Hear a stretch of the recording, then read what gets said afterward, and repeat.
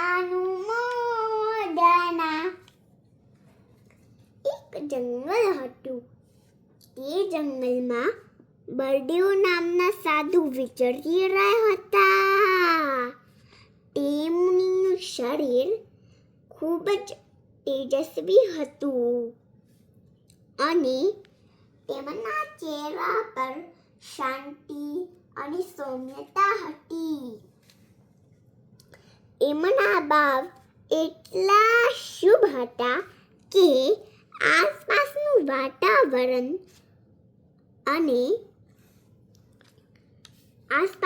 વાતાવરણ અત્યંત પ્રસન્ન અને શીતળ બની ગયું હતું, જેનાથી અનેક પશુ પક્ષી પ્રભાવિત થઈને મુનિની પાસે બેસતા હતા.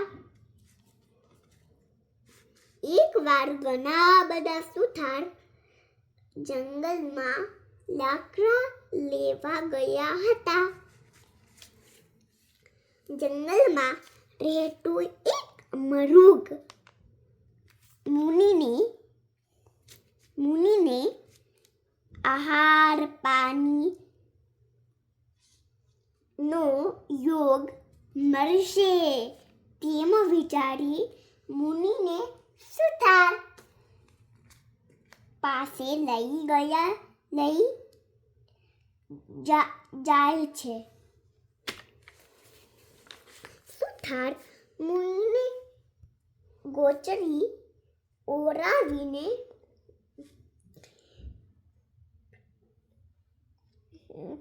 પોતાને ખૂબ જ ભાગ્યશાળી માને છે.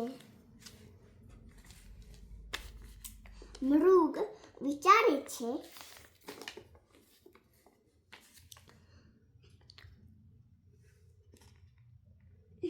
ધન્ય છે આ આહાર આપનારને.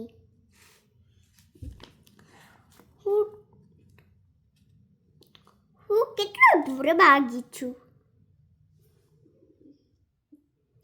પશુ હોવાને કારણે અન્ન વોરાવવાની યોગ્યતા મારામાં નથી. હું આ સુથારને અનુમોદના કરું છું. ત્યાં જ અચાનક ઝાડ પરની ડાળી પવનથી મૂકીને નીચે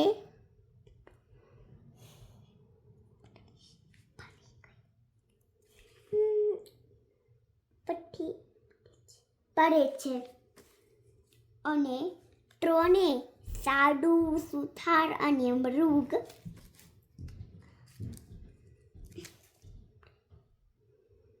અને ઉપર માત્ર નીચે દબાઈ ગયા છે. એની નીચે દબાઈ જાય છે અને ત્યાં જ નો તો ઉપર માત્ર છે અને તે જ ક્ષણે મૃત્યુ પામે છે. આ ત્રણેય જીવ કઈ ગતિમાં ગયા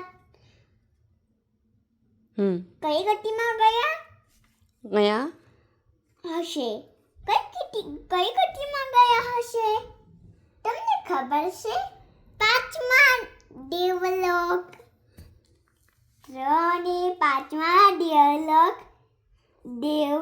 દેવલોક પછી દેવલોકમાં દેવ ત્રણેક નેવ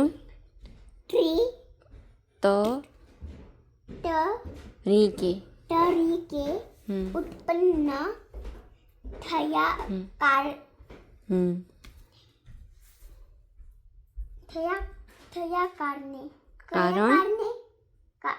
કારણ અનુમોદના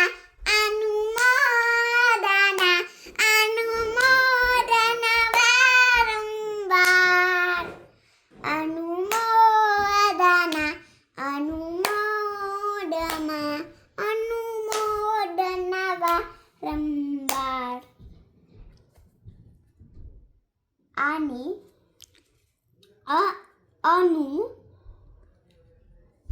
થિંક અનુમોદનાએ અનુમોદનાએ એક તિર્યંશ ન ઉપર માત્રા છે તિર્યંશ તિર્યંચની પની તિર્યંશને પણ દેવ બનાવી દીધા